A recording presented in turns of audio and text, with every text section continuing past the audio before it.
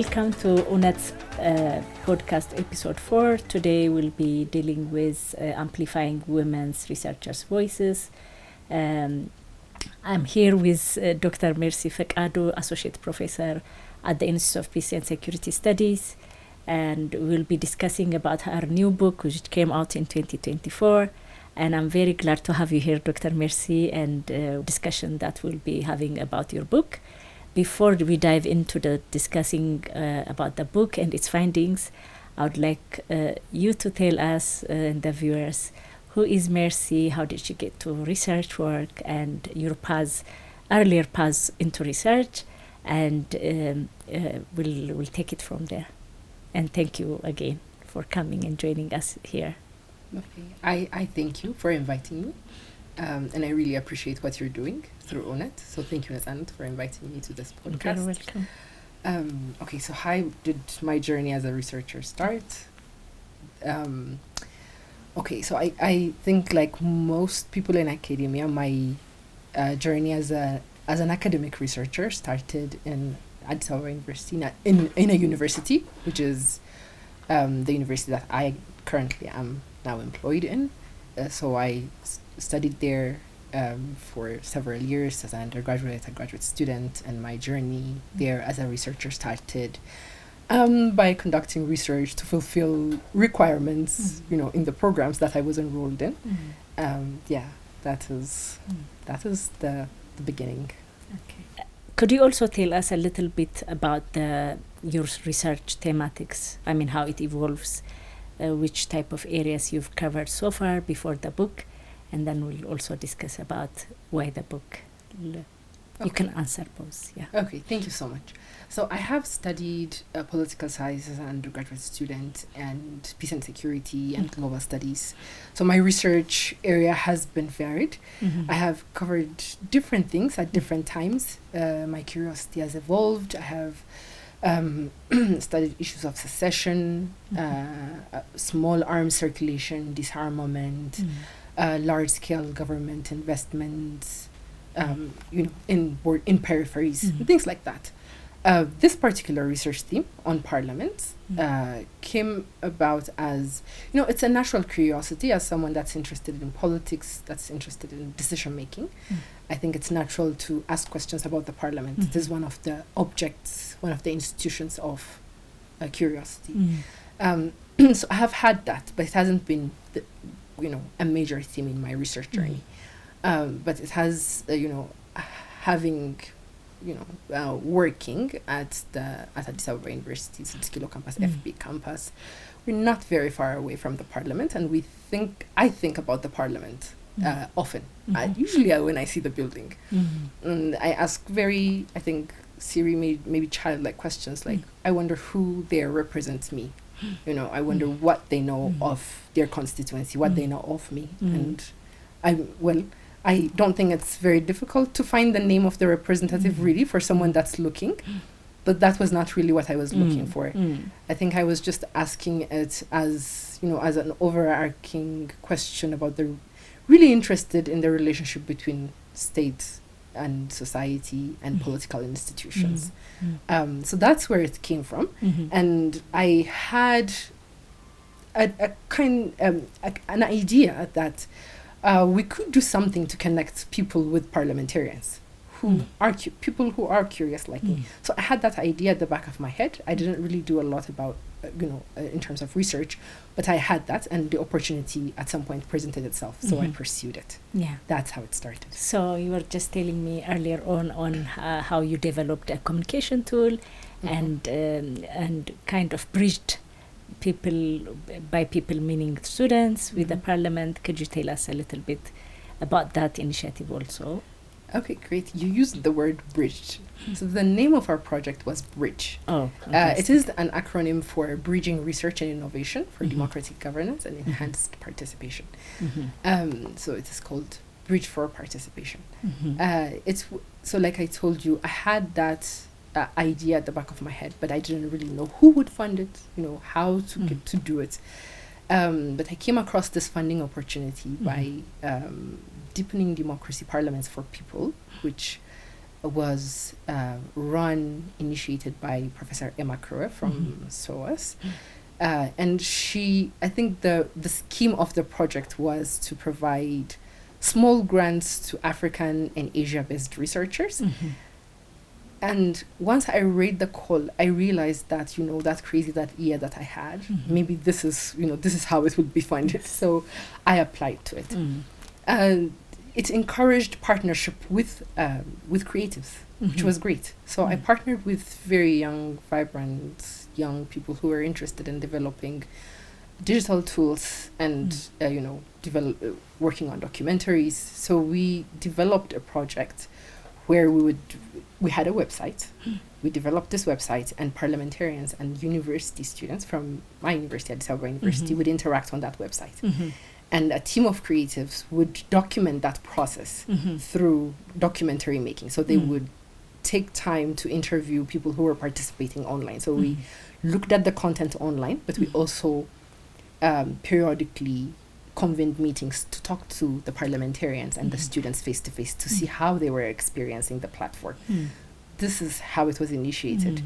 So this was an experiment. We called it an experiment. At a later time, the same project I meant by Professor Emma Kruer provided us with a second round of funding that allowed us to develop an actual tool, an actual application for the Parliament in partnership with the House of People's Representatives. Wow, fantastic. So then how, before, we again discussing about the book and its argument, could you also tell me a little bit about how it transits from this tool, which is developed, into a research inquiry, into research design, and then we slowly will go into the main dish of the book. Great.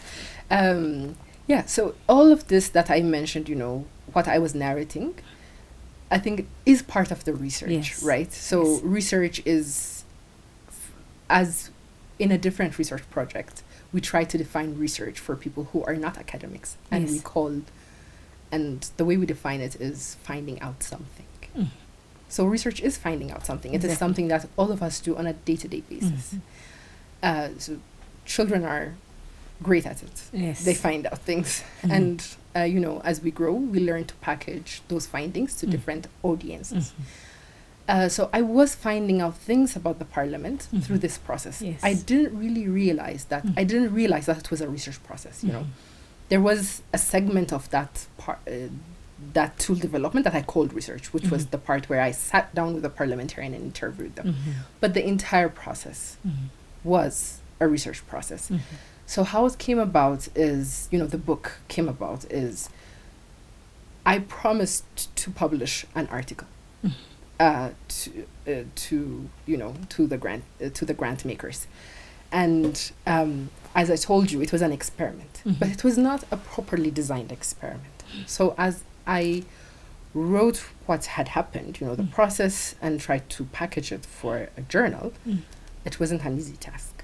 I was rejected multiple times because one of the things was that I was calling it an experiment, but it was not designed, as I have said, like a proper experiment. So I was continuously rejected. So I wasn't really sure how to put it into, which academic audience to sell it to. So I had written different things about that process, and I had put it aside. And then I was also offered an opportunity by one institution to conduct a research for them, a survey-based research for them on Parliament. That was another great opportunity. That came because of the application. So in this one, I had a team of researchers work with me. We conducted research, mainly public opinion data on the Parliament. We collected public opinion data in Oromia, Amara region, Afar, and SNNPR at the time. So I had a lot of data at hand. I developed a report. But it was mainly, descriptive kind of work, descriptive statistics instead of actual, nothing sophisticated. So we developed this report, very short timeline, submitted that report to the institution and to the House of People's Representatives who were also interested in the finding. So I had a lot of data. I had a lot of information that I was writing down, but was not publishing at the time. And it was through this process that I thought, maybe I can put everything together and make it into a book. Yeah. So the first people that I had to contact were partners, colleagues, institutions involved throughout. So this includes P4P colleagues. This includes the institution that commissioned the research, and colleagues that participated in the research. Do you mind if I package all of this and write a book? Yeah. So that's and they how. Were willing and yes. Yeah. It took some convincing. Yeah. Yes. Yeah, and not everyone took it the same in the same way, but I know that there was a lot of encouragement from P4P particularly. Yeah, I had never written a book proposal before. That was the first book proposal I had written. So I needed some guidance. I needed mentorship, and they happily provided it.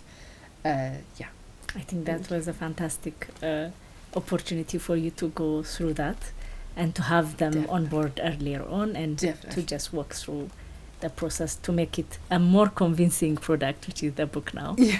So, which we are very glad also. I mean, I read it and finished reading it yesterday, and I must say I'm very much impressed by the both empirical and conceptual discussions that it offers, and the broader theoretical claim or plea that it signposts to. So could you tell me also about the actual designing now? Okay, we are getting into the book. We have the book proposal, and you have a lot of material on your hand. And then how do you systematize it into packaging it into before the writing? All of that data. Did you need more data? So how does that research design phase from the perspective of those data that you have at your hand, but also evolving to make it more? A little bit of that process, particularly because you have a multidisciplinary approach. So if you can walk us through your timeline into fleshing it out. Yeah. So, in terms of the method of data collection, the methodology overall, you can see that so many different approaches were put together. So there was the survey data, which is, quantitative data. There was observation of the online discussions between students and parliamentarians. And then there was my own experience where I, starting from going to the parliament, seeking participation from parliamentarians. So that by itself, then I did not, but now I view it as, something really important. Exactly. My own experience was captured in the book. Yes. At least the learning from that experience is captured. Yes, and then the relationship, the interpersonal relationship that over time was developed with parliamentarians. That was really important. So it's not the very formal interviews, focus group discussions. Those are really important too, but also the interactions, outside of the university, outside of the parliament, some interactions in their homes, for example, or in my home, in other settings outside of this formal research or parliamentary affairs setting. So all of that is really important in shaping my understanding of the parliament, and I think is captured in the book in different places. Maybe not, phrased this way, but it's there. Then the life of the parliamentarians, their socioeconomic status, the way they experience life. For example, child raising in Addis Ababa, the way they experience issues of housing and sanitation and transport in Addis Ababa. So not just their work as a representative in meetings, but their life, their day-to-day life, their day-to-day interactions in the city. So all of that is captured. So the data came from all of this, besides the conventional qualitative and quantitative data that was collected. The online, did I miss anything? Yeah, and then if at the end, I think most of what I had to do at the end was archival work, which was not something that I had a training in, I confess, but I did I had to do some archival work to fill in some gaps that I had, because I wanted to make sure that the book had, it was an analysis of the parliament as it currently is, but I wanted to give it a proper foundation, you know, to see where it came from, how it evolved. So to do that, I had to, read books already published, wonderful books out there, but also do some archival work, little archival work. Yeah. No, I think that part I really enjoyed a lot, the historical, me being a historian myself, social history, but still that not because of my discipline, but mostly because the book has a very deep historical grounding, which enabled me to read it with unfoldings of time, with chronology, and to also see evolve from one era to the other, what changes, what continues. That was very much well documented, and I think you should congratulate yourself for using the archival, but also the historical lens to the story of the parliament that you have brought in. So before we get into again our discussion more about the findings, do you remember any reactions that were particular from the student side, from the parliamentarian side? So how does the triangle between you, the researcher, the students, and exactly how does walk us through a little bit in the inner feelings or reactions or responses of parliamentarians, students, and also the ones who commissioned the research, and yourself, particularly of the parliamentarians? Were they curious? Were they happy? Were they, I mean, in a much more nuanced way, if you have any stories to share with us? Or a feeling of their feelings. Yeah, okay. I can't share my own feelings. Yes. It was, well, okay, so, you know, the discussions were really different types. Some were really serious, content heavy, you know, like asking really serious, substantial questions from students, and then parliamentarians also posting on the website about certain political developments or campaigns that they were having at the time, you know, political messaging. Basically what you would find on mainstream media, you would also find on the website. In other, and then there was less serious, chatty kind of interaction as well. You know, where students, especially coming from students, where they would post, you know, satirical pictures or, you know, memes and things like that.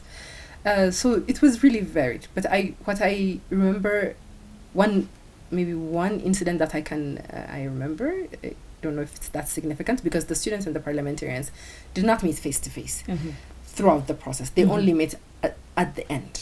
So it was the last day where we were, you know, closing the project. We allowed them to meet face to face. So on that day, I remember we had an incident, not really between parliamentarian and students, but mainly between me and other colleagues from, you know, other fields, like the creatives and app developers, website developers, where we disagreed about our time management through the project. You know, so the way parliamentarians viewed their time, and the way the students viewed their time, the way I did, and the way the person that was directing the documentary was completely different. And we had this built up, we didn't really communicate it throughout the project, but at the end, on the last day, it all came out, and we learned that we weren't very happy with each other, with each other's approach. So yeah, there were interesting encounters, you know, substantially, but also through the process, you know. Yeah. I don't know if this is interesting. No, I think that's what parliaments do anyway, negotiate different, compromised outcomes out of different views of resources or whatever. Yeah. So probably you did your own parliamentary. Yeah, and it seems like they have, you know, a set way of using time, right? You know, in parliament, the way of using time is very structured. And the way I see it, or the way other people in the project viewed it, was completely different. Yeah. So now diving into the book, Parliament in Ethiopia, Participation, Representation and Resistance. So I read the book and I have so many ideas, but I wanted with viewers to experience using your own voice. You've written the book and there is your voice in 200 and plus pages, but also how would you tell us the major empirical findings of the book and the story of the Parliament in Ethiopia from Dr. Mercy Fekadu. Thank you, Nazan. Okay. Yeah, so you can imagine it's not an easy task to summarize all that. But I will just say, we can look at the Parliament from different perspectives. I am not an insider, right? So I am sure if a parliamentarian writes their own story, writes about the Parliament, it will be a different one. So I am not an insider. I am not a parliamentarian. I'm not in the secretariat, and I don't work with the Parliament either. I mean, on a day-to-day basis. At least I don't have day-to-day activities that force me to interact with the Parliament. I can think of myself as part of the citizenry, right? A member of the citizenry. I can think of myself as an academic. And so different people can view the Parliament from different ways. So what I tried to do in the book is to give it 3 different views at least. So that is one where the Parliament is viewed by the citizens. And I call this the view from below. What do people think about parliamentarians? So this might be, empirically speaking, it might be accurate. For example, the age, the educational level, the gender composition, the political party agenda, all of those things can be accurate. They might not be. But how do people view the Parliament? So that is the view from below. And then I thought of a view from above, which is usually usually the African executive is referred to as an overdeveloped one, too strong, right? So something that's above everything. So I called that the view from below. How does someone from the executive view the parliamentarian? So here it's a tricky question because people in the executive can also be in the Parliament, but I am specifically thinking about the parliamentarian that is not in the executive. So that is the focus of my book. Particularly when I talk about the Parliament in the current time, I'm talking about the parliamentarian that's not in the executive, that's full-time there, full-time representing people. So how is the Parliament? So this mainly focuses on the oversight interaction, the accountability, interaction. And then how do parliamentarians view themselves? So this section I call the introspection. And I think to me it's the most interesting one, where it's not really a section. It came, all these 3 stories of view from above, below, and the introspection cut through all of the chapters. There is no section dedicated to either, to any of these. But I think, to me, it can be summarized as this. Then what do parliamentarians feel? Knowing what citizens feel about them, knowing what they experience on a day-to-day basis. Like I said, with their socioeconomic status, with their struggles to convince the executive on certain agenda, with their task as legislators, how do they feel about themselves? So it's not, so I think I can summarize it this way, and it's different stories. The Parliament is not, parliamentarians are not all the same. There are different types of parliamentarians, and their experience is defined by all of those, differentiating factors. So to just also to tease 2 points probably to get to hear your views is, I think one of the major arguments of the book is that it offers a nuanced story of a parliament, or of a parliament in global sense. So could you say a little? Exactly. Thank you for bringing that up. So when we think of the Parliament in Africa, particularly, we think of it as one, we can think of it as something that's not a priority. You know, there is so much going on in our continent. It's too many priorities. What do we focus on? And we find literature and people of that opinion that the parliament is not a priority. And then you can also find those that say the parliament is a priority, but it can't work because it's an imported concept. You know, parliamentary democracy is not an African thing, so it will not really work here. And this is not Africans saying that about themselves only. You will find European writers saying that about Ethiopia, saying that the parliament or parliamentary democracy will never work in Ethiopia. And then you will also find the view that, well, it's necessary, you know, Africans want it, it's not necessarily imported, there are different kinds of representative institutions, but it's not working. So to totally dismiss it because it's not working. So my view is that, yes, we can say all of these things about the parliament, but we shouldn't stop there, you know, we shouldn't dismiss it.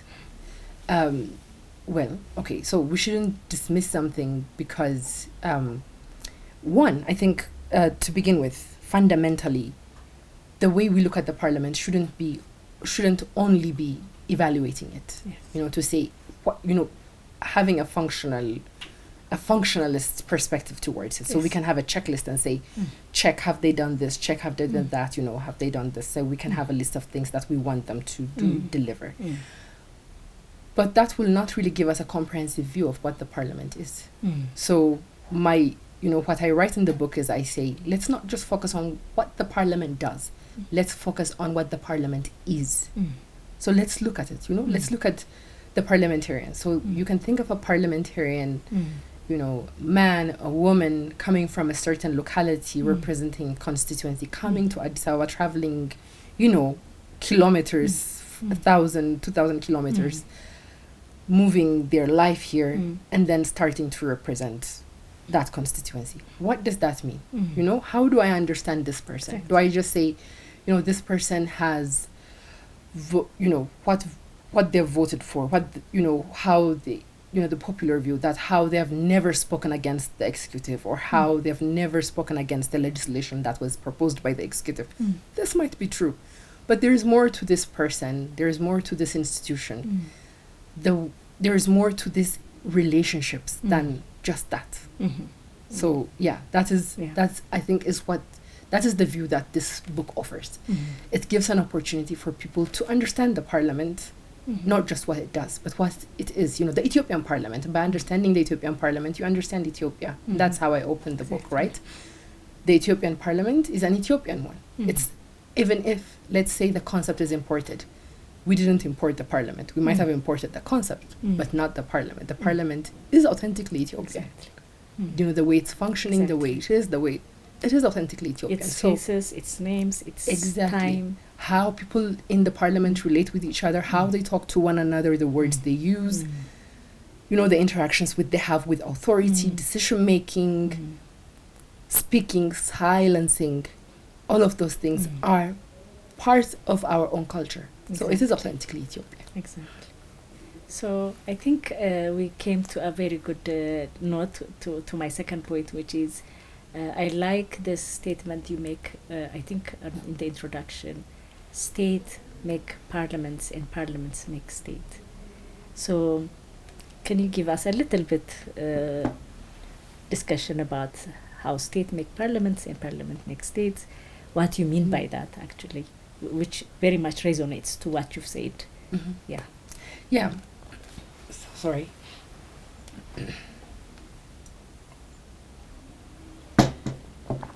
In the abstract, so sorry. Okay. In the summary, in the abstract of the book, I have put an example. So I can just give you an example of one period, which is, you know, the very first parliament in 1931, which is in the abstract.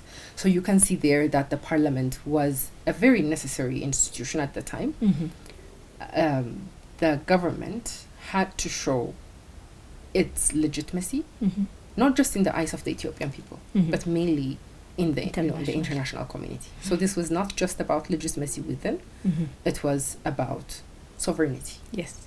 So, it was much more than, internal politics. It was about sovereignty. It was about So it was the making of the state. Exactly. Part of the making of the state. And then, as we see it, why was it there? It was there for legitimacy. It was there for that. But then it was also there to provide a space for the, parts of the monarchy that was retiring. It's there explicitly where the emperor needed to provide positions. The emperor needed to create space for some people to feel important in a system where they were being outdated. So they were being pushed out of the real, real politics, but they still needed to be in the inside. So it was a place of retirement. It was a place of, it was a really important place establishing legitimacy, important space establishing sovereignty. So you can see everything intersecting here. So this is just an example of one period. So the as we look at these parliaments through different periods, we understand the Ethiopian state. We understand the government, yes, but we also understand the state, the making of the state, what it looks like at the time. Yeah, so that is what I invited. Fantastic. I think that's a beautiful answer. Also, so now going to your own intervention, theoretical intervention about the book. So you say around, I think by the conclusion, the quest for theorizing about the Ethiopian parliament.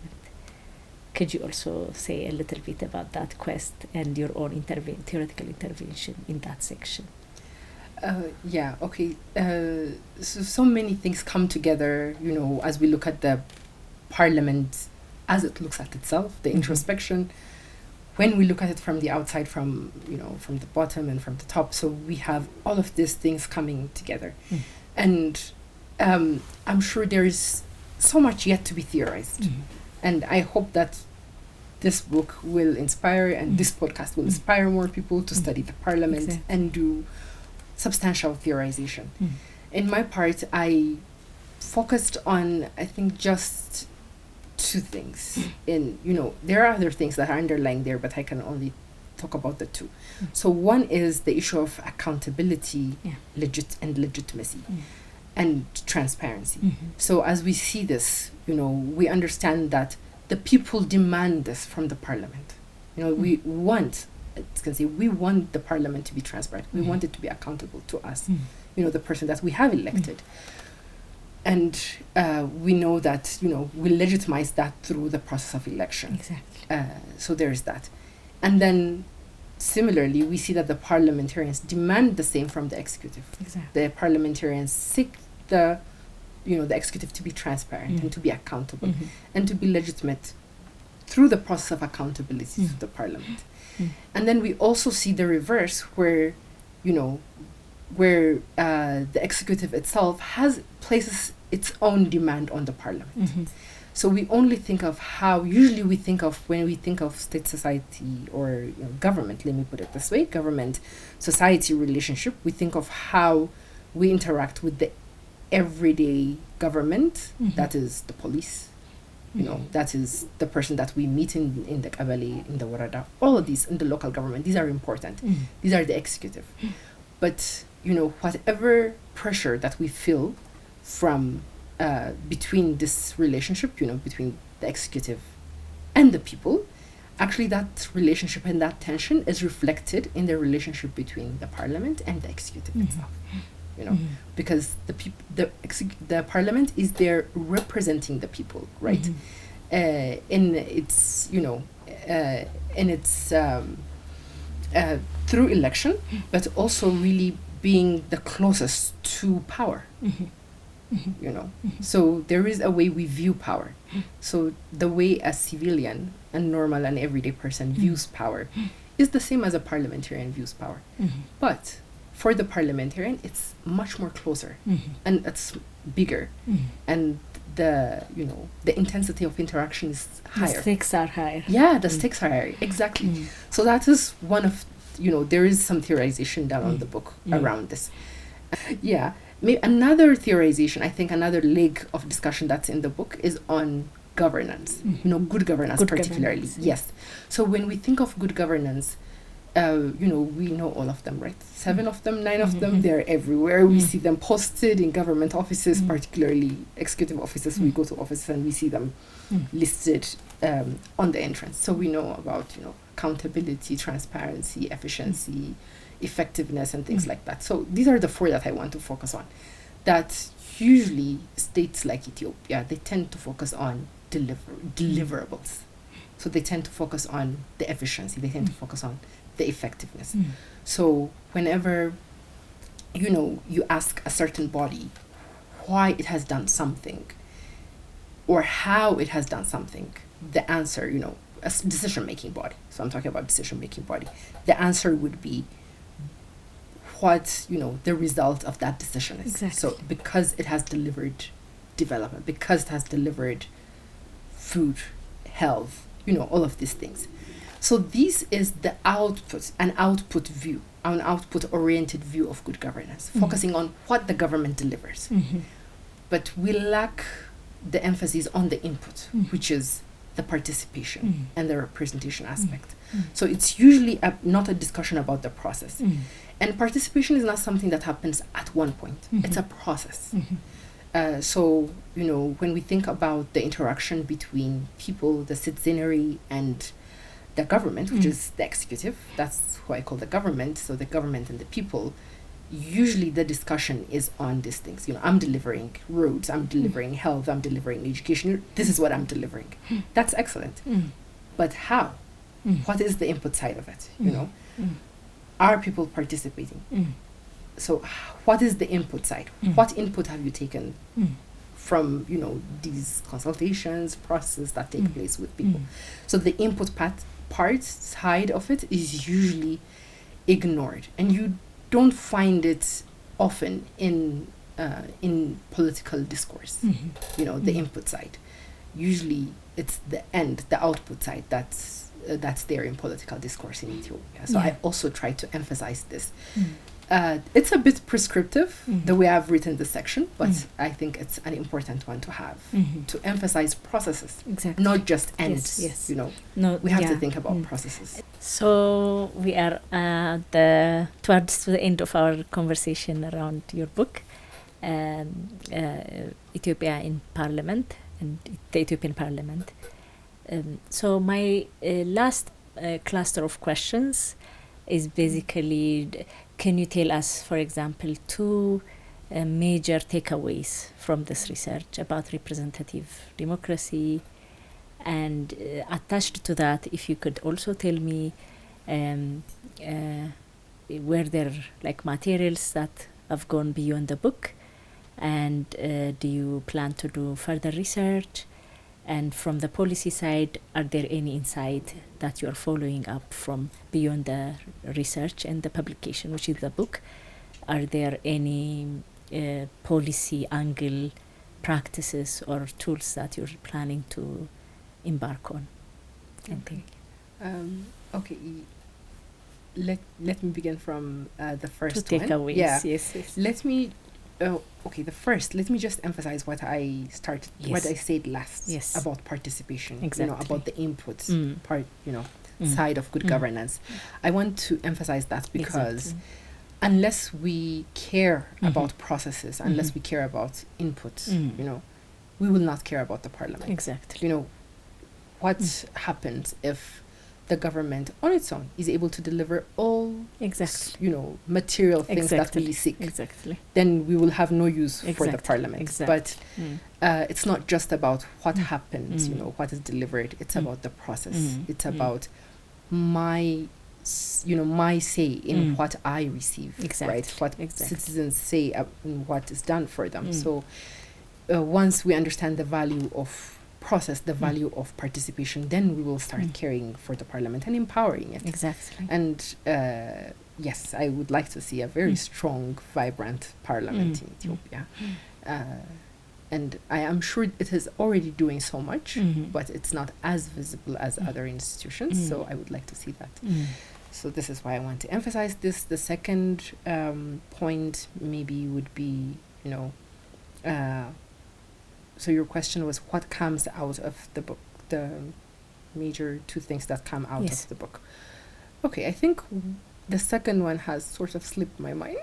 So let me move on to the probably policy. Accountability. Yes, I see accountability as part, as package of the input. Yes, you yes. know, the accountability, the representation, the transparency. I see all of those as part of the process. Yes, multi-layered. You call them multi-layered skills, I guess. Governance. Yes, Yes, yes, yes. multi-layered governance. Exactly. Thank you.